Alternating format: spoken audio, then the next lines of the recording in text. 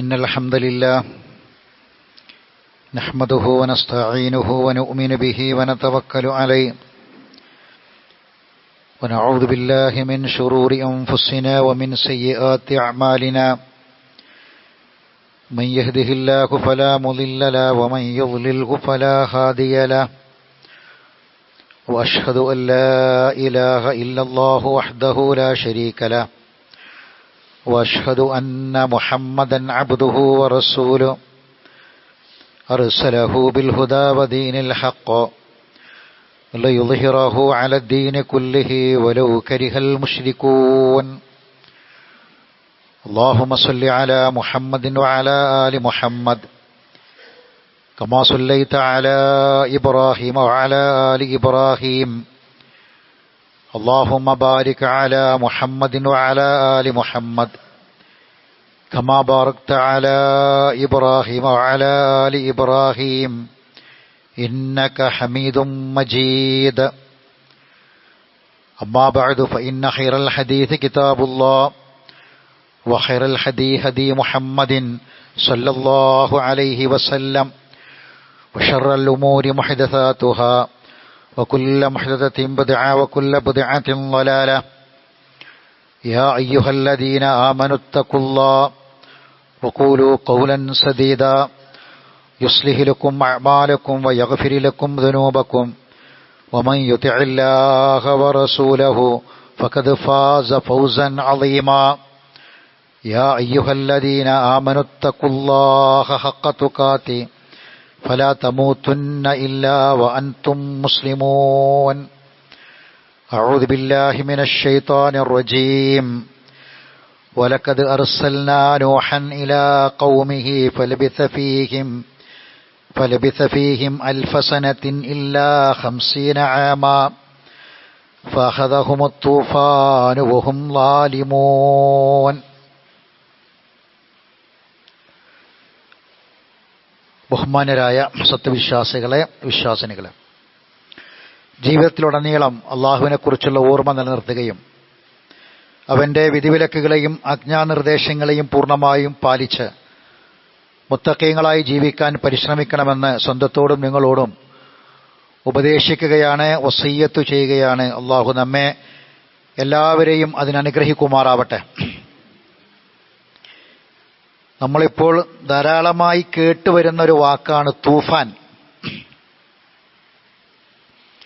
തൂഫാൻ എന്നത് അറബി ഭാഷയിൽ വിവിധ അർത്ഥങ്ങളിൽ പ്രയോഗിക്കുന്ന ഒരു പദമാണ്. 2 തവണയാണ് ഖുർആനിൽ ഈ പദം ആവർത്തിച്ചിട്ടുള്ളത്. തൂഫാൻ എന്ന പദത്തിന് അറബി ഭാഷയിൽ സൈലുൻ അലീം, വമ്പിച്ച ഒഴുക്ക്, വലിയ ഒഴുക്ക് എന്ന അർത്ഥത്തിൽ പറയും. മത്രൻ ഗാലിബ്, ശക്തമായ മഴക്ക് പറയും. ഷിദ്ദത്തു ലലാമുല്ലൈൽ, രാത്രിയിലെ ശക്തമായ ഇരുട്ടിന് പറയും. മൗത്തുൻ ജാരിഫ്, ഒരുമിച്ചുള്ള കുറെ ആളുകൾ ഒരുമിച്ചുള്ള മരണത്തിന് അത് പറയും. മാക്കാന കസീറൻ അലീമൻ, കൂടുതൽ ഒരു കാര്യം ഒരു വിഷയത്തിലേക്ക് ഫോക്കസ് ചെയ്തുകൊണ്ട് ചെയ്യുന്ന പ്രവർത്തനത്തിനും ആ വാക്ക് പറയും. അതേപോലെ ഒരു കാര്യം ഉറപ്പിച്ച് ആത്മവിശ്വാസത്തോടെ ഇറങ്ങിപ്പുറപ്പെട്ട് നിർബന്ധമായും ആ കാര്യം നേടിയെടുക്കുക, അതിനും തൂഫാൻ എന്ന വാക്ക് പറയും. നമ്മുടെ നാട്ടിൽ പുതിയ ഗവൺമെന്റ് കൊണ്ടുവന്ന, ലഹരിക്കെതിരെ കൊണ്ടുവന്ന ഒരു പുതിയ പദ്ധതിയാണിത്, ഈ പേരിൽ അറിയപ്പെടുന്നത്. അതുകൊണ്ടാണ് നമ്മൾ ഈ സമയത്ത് ധാരാളമായി ഈ വാക്ക് ഉപയോഗിക്കുന്നത്. പരിശുദ്ധ ഖുർആനിൽ തൂഫാൻ എന്ന പദം 2 തവണ ആവർത്തിച്ചത് വെള്ളപ്പൊക്കം എന്ന അർത്ഥത്തിലാണ്. അത് ശുദ്ധീകരണമായിരുന്നു, പൂർണ്ണമായ ശുദ്ധീകരണം. ഒരു തൂഫാൻ, ഒന്ന് ഭാഗികമായൊരു ശുദ്ധീകരണം.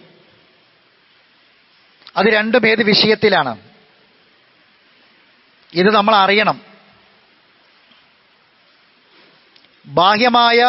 ഭാഗികമായ ശുദ്ധീകരണം ഫിർഔനിന്റെ വിഷയത്തിലാണ് അല്ലാഹ് പറഞ്ഞത്. ഫിർഔൻ അന റബ്ബുക്കുമുൽ അഅല എന്നാ പറഞ്ഞത്. ഏറ്റവും വലിയ കൊടിയ ശിർക്കാണ്. ഒരു വ്യക്തി ഞാനാണ് ദൈവം, ഞാനാണ് റബ്ബ്, ഞാനാണ് ആരാധിക്കപ്പെടേണ്ടവൻ എന്ന്, ഞാനാണ് നിങ്ങളുടെ മുഴുവൻ സംരക്ഷകൻ, നിങ്ങളുടെ നാഥൻ ഞാനാണെന്നൊരാൾ പറയുന്നതാണ് ഏറ്റവും വലിയ ശിർക്ക്.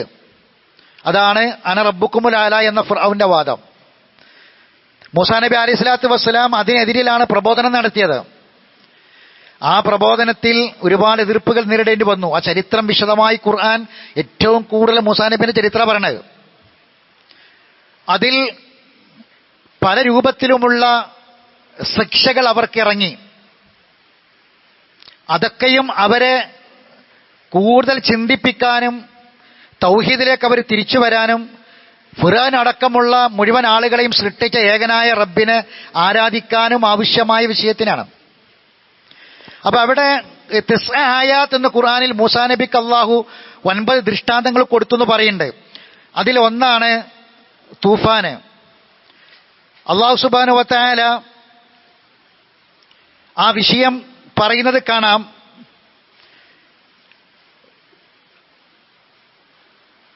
വലക്കത് ഫഅർസൽനാ അലൈഹിം തൂഫാന,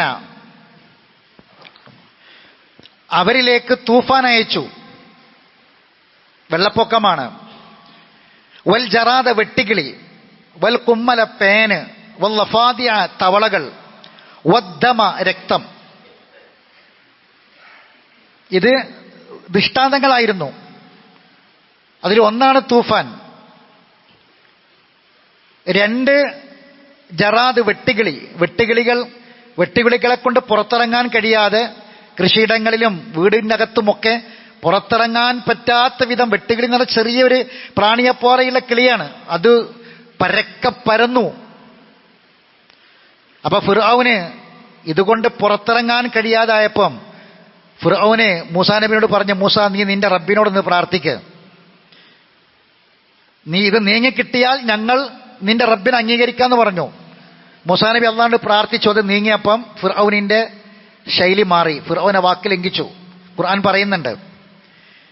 പിന്നീട് പേന് വന്നു.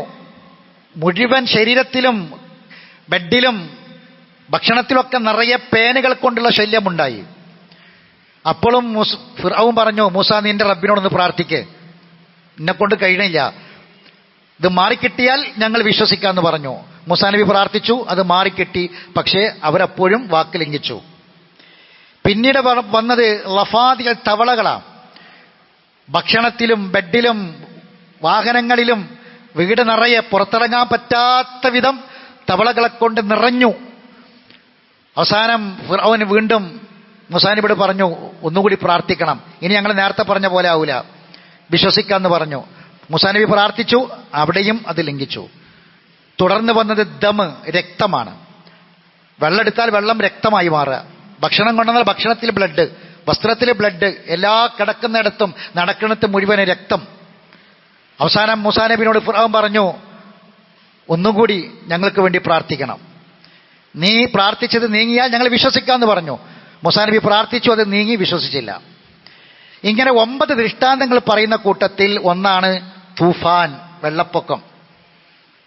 അത് ഭാഗികമായിട്ട് ആ പ്രദേശത്തെ നശിപ്പിച്ചു, ശുദ്ധീകരണ പ്രക്രിയ നടത്തി. എന്നിട്ടും നേരത്തെ പറഞ്ഞ കാര്യങ്ങളൊക്കെ ചെയ്ത പോലെ ഫിർഔൻ വിശ്വസിച്ചിട്ടില്ല. അവസാനം ഫിർഔൻ മുങ്ങി മരിച്ച സംഭവം നമുക്കറിയാം. കഴിഞ്ഞ ഖുതുബയിൽ അതുമായി ബന്ധപ്പെട്ട കാര്യങ്ങൾ പറഞ്ഞു. ഇവിടെ ഈ തൂഫാൻ, അള്ളാഹു ഈ തൂഫാൻ അയച്ചത് ഏറ്റവും വലിയ കൊടിയ ഷിർക്കിന് എതിരിലാണ്. ഖുർആൻ പറയുന്ന രണ്ടാമത്തെ തൂഫാൻ നമുക്കെല്ലാവർക്കും പരിചയമുള്ള നൂഹ് നബിന്റെ കാലത്ത് നടന്ന തൂഫാനാണ്. അത് ആ നാടിനെ മൊത്തത്തിൽ ശുദ്ധീകരിച്ചു, തുടച്ചു നീക്കി, സകല മാലിന്യങ്ങളെയും തുടച്ചു നീക്കി. ഒരാളും രക്ഷപ്പെട്ടില്ല. വലഖദ് അർസൽനാ നൂഹൻ ഇലാ ഖൗമിഹി, അല്ലാഹു പറയും, നാം നൂഹിനെ തന്റെ ജനതയിലേക്ക് അയച്ചു. ഫലബിസ ഫീഹിം അൽഫസന, 1000 കൊല്ലം അദ്ദേഹം ജീവിച്ചു. ഇല്ലാ 50 ആമ, 1000ൽ 50 കുറക്കുക, അപ്പൊ 950 കൊല്ലം അവർക്കിടയിൽ അദ്ദേഹം ജീവിച്ചു. എന്തിനാണ് അദ്ദേഹം ജീവിച്ചത്? അള്ളാഹനെ മാത്രം ആരാധിക്കണം എന്ന് പറയാനാണ്. അനി അബ്ദുല്ലാഹ മാ ലക്കും മിൻ ഇലാഹിൻ ഗൈറു, അള്ളാഹനെ മാത്രം ആരാധിക്കണം, അല്ലാത്ത ഒന്നിനും ഇബാദത്ത് ചെയ്യരുതെന്ന് പറയാനാ. പക്ഷെ അവർ അംഗീകരിച്ചില്ല. ചരിത്രം നമുക്കറിയാം. ഫഅഖദഹുമു തൂഫാൻ വഹും ളാലിമൂൻ, അവർ ശിർക്ക് എന്ന ഈ അക്രമം ചെയ്തുകൊണ്ടിരിക്കെ ഏറ്റവും വലിയ ദുൽമ് ഷിർക്കാണ്. ആ ഷിർക്ക് ചെയ്തുകൊണ്ടിരിക്കെ അവരെ നാം തൂഫാന് കൊണ്ട് പിടിച്ചുകൂടി എന്നാണ്. നൂഹ് നബിയും വിശ്വസിച്ച 80 പേരും കപ്പലിൽ കയറി രക്ഷപ്പെട്ടതും കപ്പലുണ്ടാക്കാൻ അല്ലാഹ് പറഞ്ഞതും ഒക്കെ ചരിത്രങ്ങൾ നമുക്ക് വിശദമായിട്ട് അറിയാം. ഖുർആനിൽ പറഞ്ഞ 2 തൂഫാനും ഷിർക്കിനെതിരിലാണ്.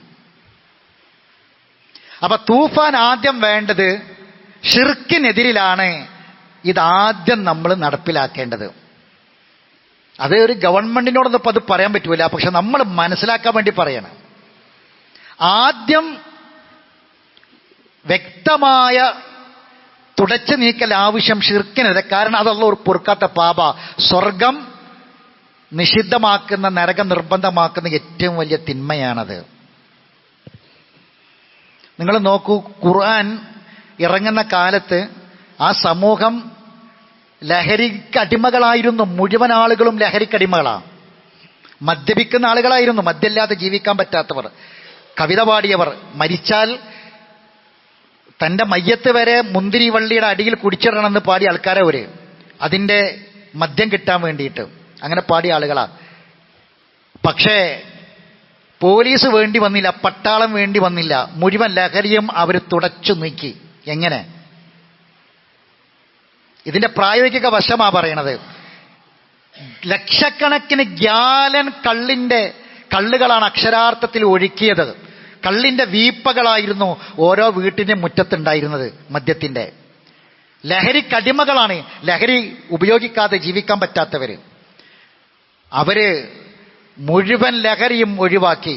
ജീവിതത്തിൽ അവർ ലഹരി കണ്ട് ഒഴിവാക്കിയിട്ട് ബോധത്തോടെ ജീവിക്കാൻ തുടങ്ങി. ബോധം വന്നപ്പം അള്ളാഹനെ ആരാധിക്കാൻ തുടങ്ങി, ഇബാദത്ത് ചെയ്യാൻ തുടങ്ങി. ബോധമില്ലെങ്കിൽ ഇനി ലഹരി ഉപയോഗിക്കണം തന്നെ ഇല്ല ശരിക്കും ബോധം പോകാന്. മനുഷ്യന്മാർക്ക് ചില കാര്യങ്ങളൊക്കെ കണ്ടാൽ തന്നെ ചില ബോധം ഉണ്ടാകണം. ഇപ്പം ഒരു ടൗസർ കിട്ടിയിരിക്കണ ഒരാൾക്ക്, അത് വെള്ളത്തിൽ മുക്കി ഇപ്പം അതിന് ബർക്കത്തെടുക്കാനും അത് കുടിക്കാനും അത് ബർക്കത്തിന് വേണ്ടി നടക്കാണ് ഇപ്പോഴത്തെ പുതിയത്. മനുഷ്യന്മാർക്ക് ബോധമല്ലെങ്കിൽ അള്ളാഹ് പറഞ്ഞെന്താ, നിങ്ങൾ കള്ളു കുടിച്ച് നിസ്കരിക്കാൻ വരരുതെന്നാ പറഞ്ഞത്. അതിന്റെ ബാക്കി എന്താ? നിങ്ങൾ പറയുന്നത് എന്താന്നുള്ള ബോധം നിങ്ങൾക്ക് ഉണ്ടാവില്ല എന്നാ. അള്ളാഹു തന്ന ബുദ്ധി കൊണ്ട് ആലോചിക്കണം, ചിന്തിക്കണം. ഇവിടെ നടക്കുന്ന ആത്മീയ ചൂഷണങ്ങൾക്കെതിരെയാണ് ഒന്നാമത്തെ തൂഫാൻ വേണ്ടത്.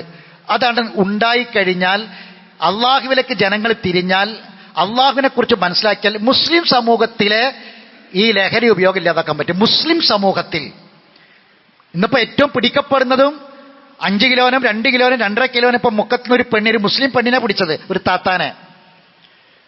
ഇത് മുഴുവൻ ഏറെയും മുസ്ലിമീങ്ങൾക്കിടയിലാണ്. ഇല്ലാതെയാക്കാൻ എന്ത് വേണം? ആദ്യം ആളുകൾക്ക് തൗഹീദ് പറഞ്ഞു കൊടുക്കണം. ആയിഷ റളിയല്ലാഹു തആല എന്നെ പറഞ്ഞൊരു വാക്കുണ്ട്, നമ്മളെ ഉമ്മ പറഞ്ഞൊരു വാക്കുണ്ട്, വലൗ നസല അവ്വല ഷൈഇൻ ലാ തശ്റബുൽ ഖംറ.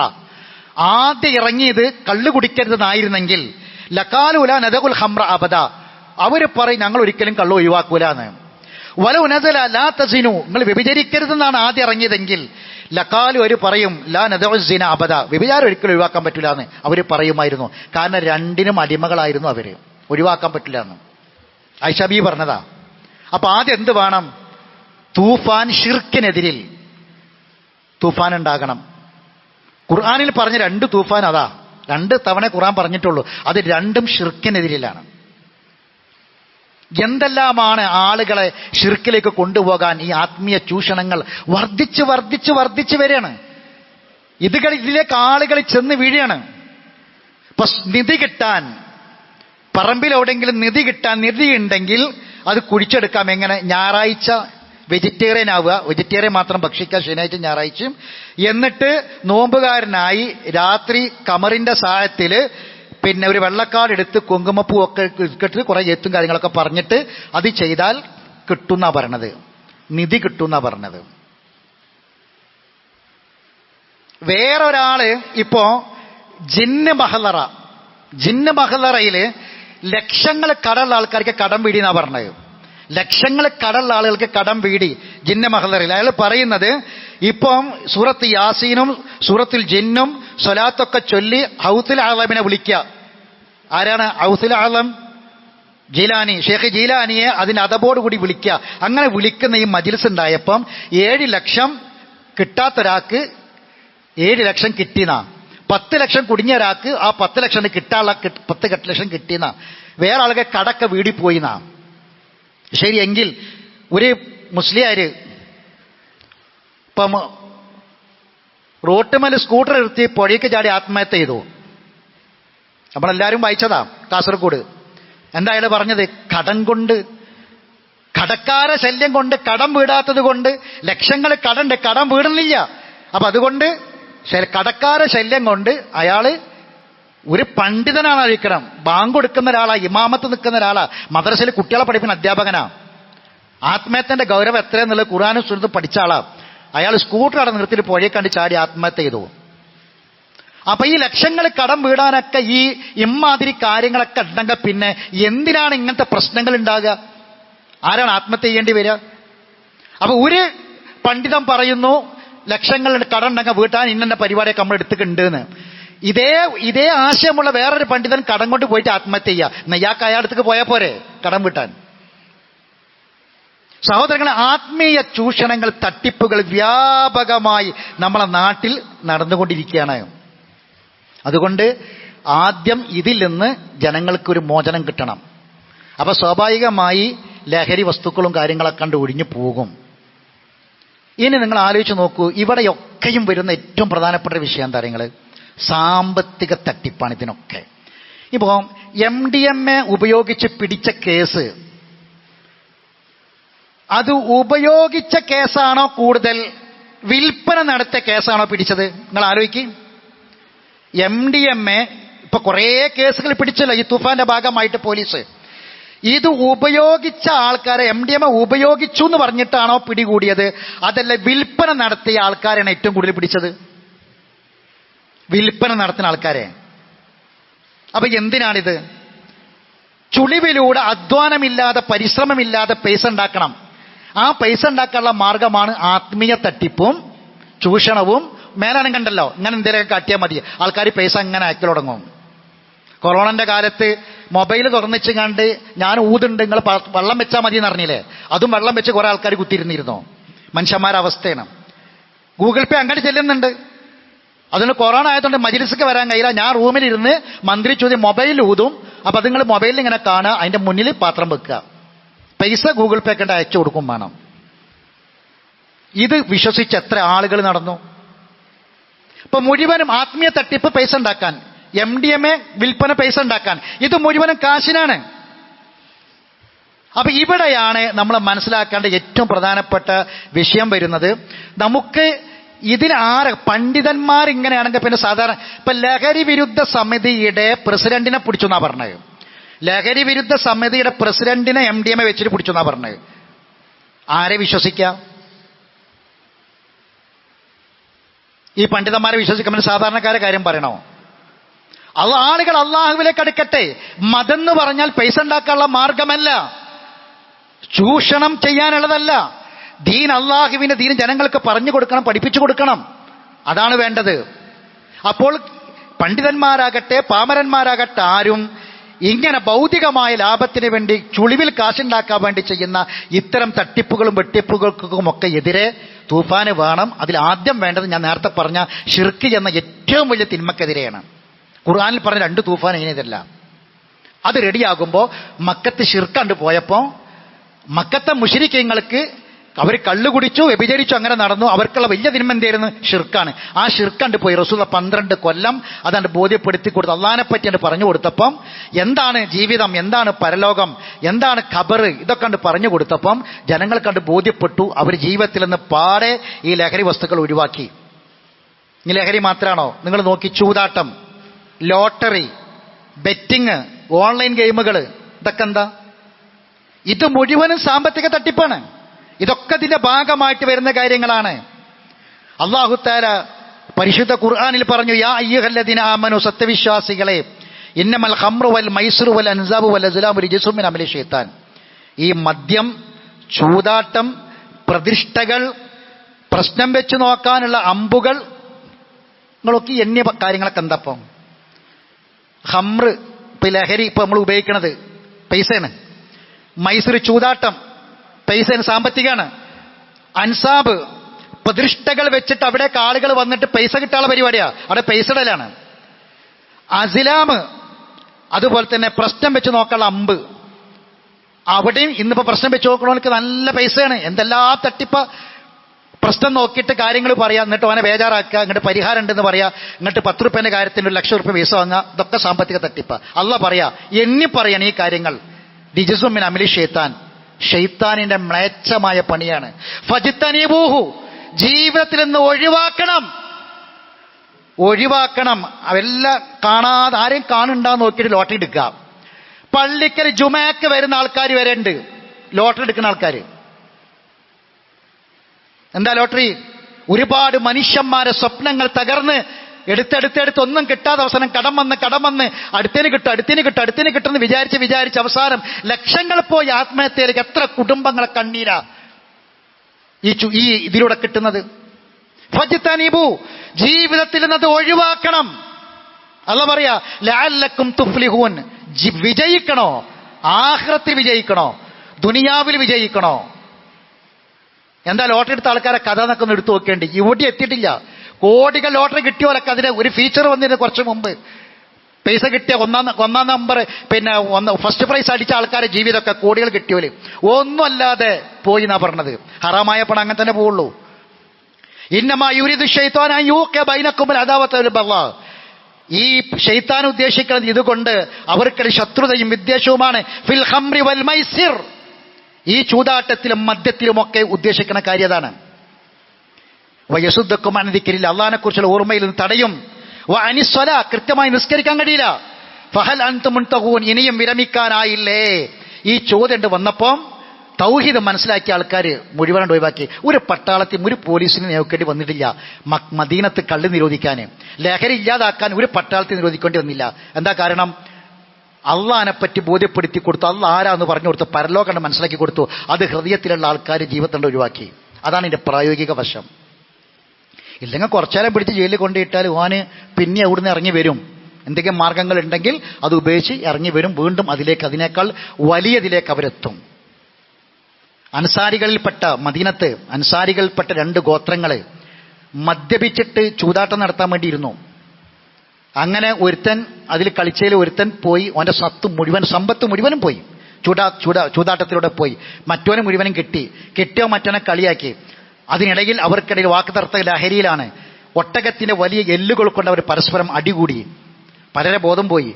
പിന്നെ കള്ളിന്റെ ഇതൊക്കെ ഇറങ്ങി കഴിഞ്ഞതിന് ശേഷമാണ് അവർക്ക് ഈ ഒരു ബോധം വന്നത്, ശത്രുതയും വിദ്വേഷവും. ഈ സമയത്താണ് ഈ ആയത്തിറങ്ങാനുള്ള കാരണത. ഇതിലൂടെ ഉണ്ടാകുന്നത് സമൂഹത്തിന് സമാധാനം സ്വസ്ഥതയൊക്കെ നഷ്ടപ്പെടും. അതുകൊണ്ട് സഹോദരങ്ങളെ, സമാധാനത്തോടെ സന്തോഷത്തോടെ ഉള്ള ആയുഷ്കാലം നമുക്ക് ജീവിക്കണം. അതിനെ നമ്മളിടയിൽ നിന്ന് പൂർണ്ണമായും തുടച്ചു നീക്കേണ്ടത് ആദ്യം ശിർക്ക് പോകണം. അതിനുശേഷം ഇത്തരം ലഹരികൾ മുഴുവനും പോകണം. അല്ലാഹു അനുഗ്രഹിക്കുമാറാവട്ടെ. അഖൂലു ഖൗലി ഹാദാ അസ്തഗ്ഫിറുല്ലാഹൽ അളീമ ലി വലക്കും ഇന്നഹു ഹുവൽ ഗഫൂറുർ റഹീം.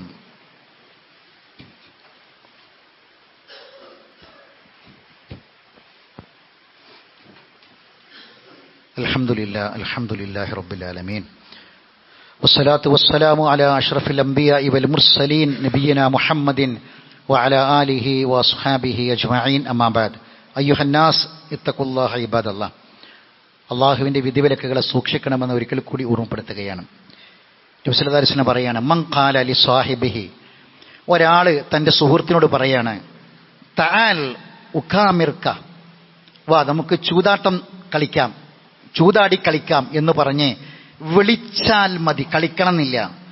ഫൽ യതസദ്ദഖ് ബിശൈഇൻ, ബുഖാരിന്റെ ഹദീസ, അവൻ എന്തുകൊണ്ടെങ്കിലും ദാനധർമ്മം ചെയ്തിട്ട് കഫാറത്ത് ചെയ്യണമെന്നാ. വിളിച്ചാൽ മതി, കളിക്കണമെന്നില്ല. അപ്പൊ നമുക്കൊന്ന് ചൂതാട്ടം കളിക്കുക എന്ന് പറഞ്ഞാൽ മതി. അവൻ എന്തുകൊണ്ടെങ്കിലും ദാനം ചെയ്ത് കഫാറത്ത് പ്രായശ്ചിത്തം ചെയ്യണം എന്ന് റസൂൽ പറഞ്ഞു. മറ്റൊരു ഹദീസിൽ കാണാം, മൻ ലഅബ ബിൻ നർദശീർ ഫകഅന്നമാ ഗമസ യദഹു ഫീ ലഹ്മി ഖിൻസീരിൻ വദമിഹിൻ. ഒരാൾ പകിട കളിച്ചാൽ അതിന്റെ വിധി എന്താണെന്നറിയോ? സ്വന്തം കയ്യ് പന്നിയുടെ രക്തത്തിലും പന്നിയുടെ മാംസത്തിലും സ്വന്തം കൈകൊണ്ട് ഇളക്കി മറിച്ചവനെ പോലെയാണ് എന്നാ റസൂൽ പറയാണ്. ഉദാഹരണമാണ് പറഞ്ഞത്. അത്രയും ഗൗരവമുള്ള വിഷയമാണ്. മറ്റൊരു ഹദീസിൽ കാണാം, മൻ ലഅബ ബിൻ നർദി ഫഖദ് അസല്ലാഹു വറസൂലു. ആരെങ്കിലും പകിട കളിച്ചാൽ അള്ളാഹുവിനും റസൂലിനെയും അവൻ ധിക്കരിച്ചിരിക്കുന്നു. ഖിസിയാനാണ്.